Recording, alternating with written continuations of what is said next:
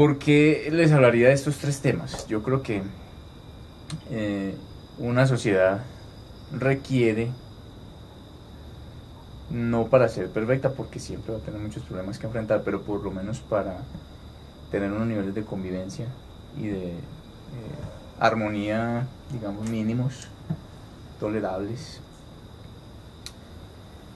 que no óptimos, requiere, digo, de una mirada de la educación que no sea tan instrumental al mercado y a la producción industrial, del progreso pues de los capitales y el crecimiento del capital, sino que me parece que la razón de ser de la educación tiene mucho que ver con dos valores que para mí son todavía defendibles con todo y que no parecen estar muy en la órbita de lo que es la ética actual. Uno es la felicidad. Yo creo que los seres humanos tenemos derecho a intentar ser felices, y creo que la educación debe pensar en cómo educar para la felicidad. Y el otro es el cultivo de la fraternidad, de la solidaridad, es decir, del poder hacerle el bien a los demás, ¿cierto? Creo que eso debe ser la prioridad de una política educativa, cualquiera que sea.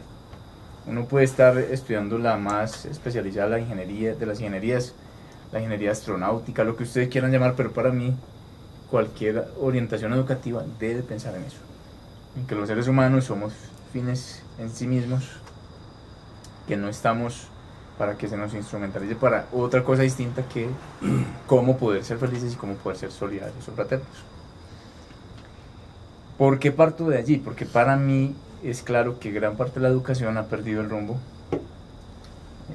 No creo que haya sido una época de un florecimiento de esos valores como valores educativos muy cercana, ¿cierto? Probablemente estemos todavía, tengamos que remitirnos a la época de la Grecia antigua para pensar en eso un poco, por lo menos para quienes eran ciudadanos, pero creo que en este momento estamos perdiendo mucho el rumbo respecto de un asunto que es el siguiente.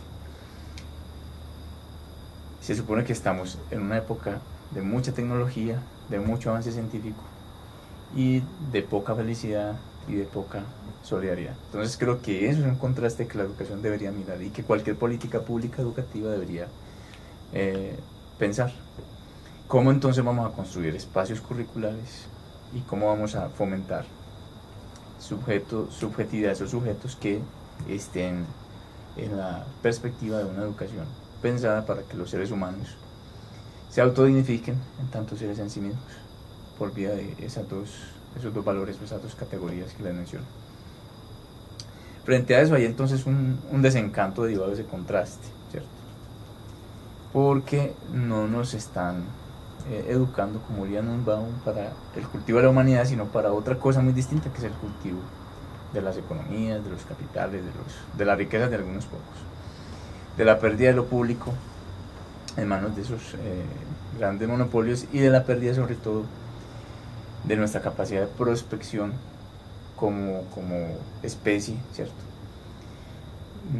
Que cada vez está más abocada de cuenta de lo que estamos haciendo con el medio ambiente y con nuestro entorno pues natural, a probablemente tener muy pocas perspectivas de supervivencia, ¿cierto? O las que tengamos, que pueden ser a menos plazo que las que tendríamos si fuéramos un poco más naturalistas y más respetuosos del medio ambiente, pueden ser muy precarias, muy escasas.